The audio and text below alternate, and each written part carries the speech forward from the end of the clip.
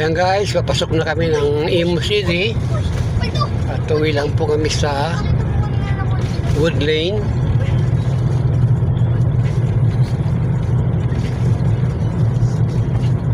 Sa unahan po ay makikita natin yung Lancaster Subdivision. Isa po sa pinakang first class subdivision dito sa Cavite.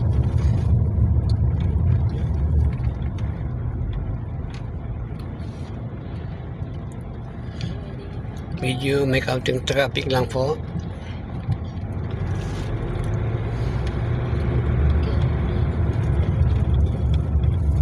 Ayan na po ang pinakang landmark ng Lancaster City.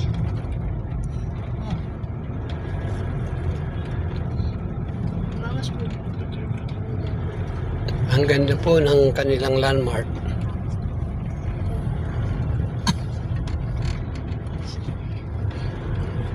Doon po ang mismong papasok ng Lancaster. Yun po yung chapel nila.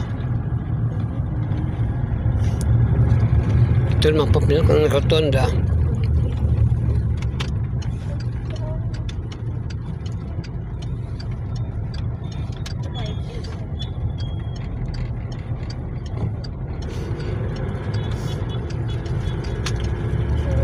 Kompleto na po dito. May Jollibee, may Chowking, may Burger King. Ang wala lang po dito ay alas sa kajak.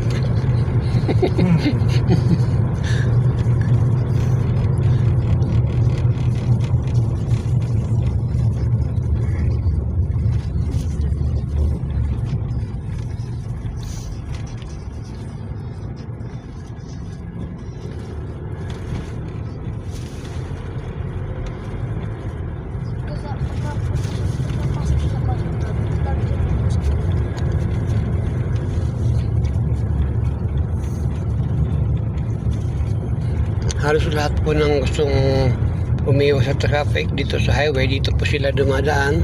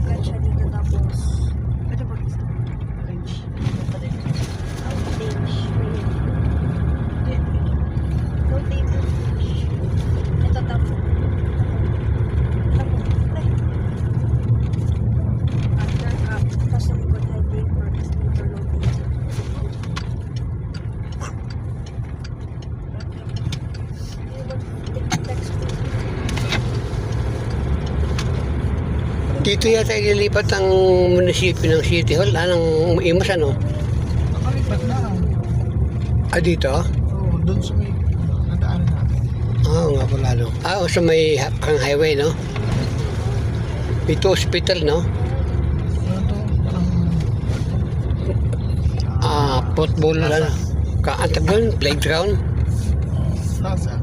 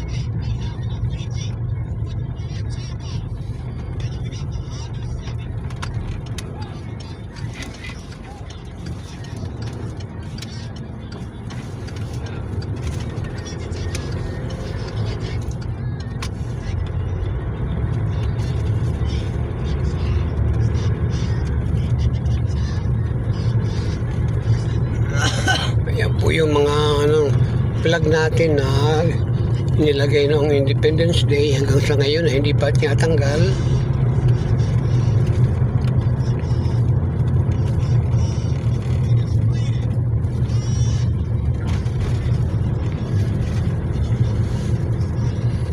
Dito po sa Cavite, napakarami pong kalsada na pwedeng daanan.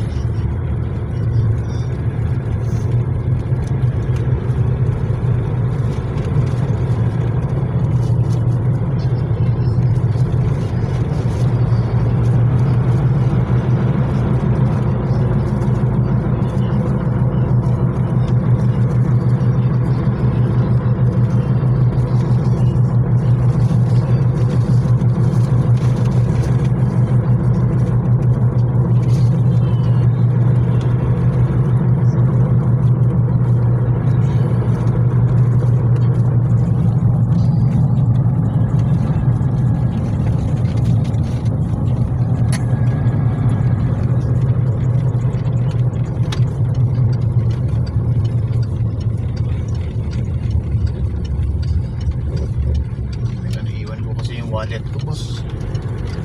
Ano na? Hindi ko naiwan. Dayo.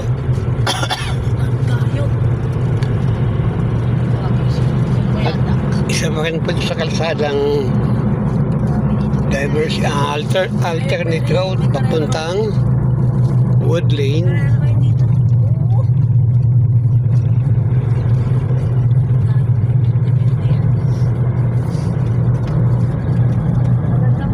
Yan po ang daming bakahan dito.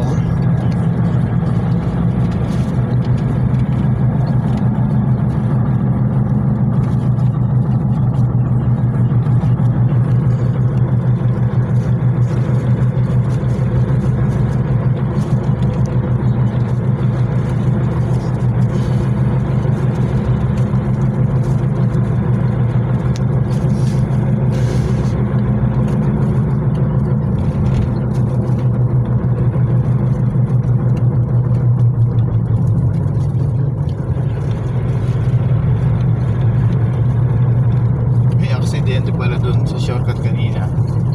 Isang shortcut. Nasaan na yun, oh? Di natin. Yung dinadaanan natin na papuntang Malabon. Oo. Nadaanan nyo ba yun? Nadaanan din namin. Yung aksidente, yung Oo. motor. Oo. Kakatadaan nyo lang ba doon? Oo. Ay, nauna nga pala kayo sa amin, ano? Nauna kami. Dalawang ambulansya ang eh. Ito na po na palapit na po tayo sa Wood Lane. Ito sakop ng Malagasang. Ay, ito na pala Wood Lane.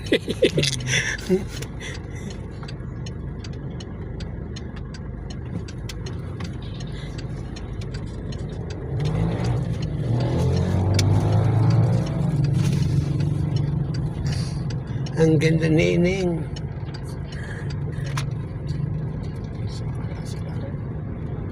Kaya sila. Okay guys, see you later.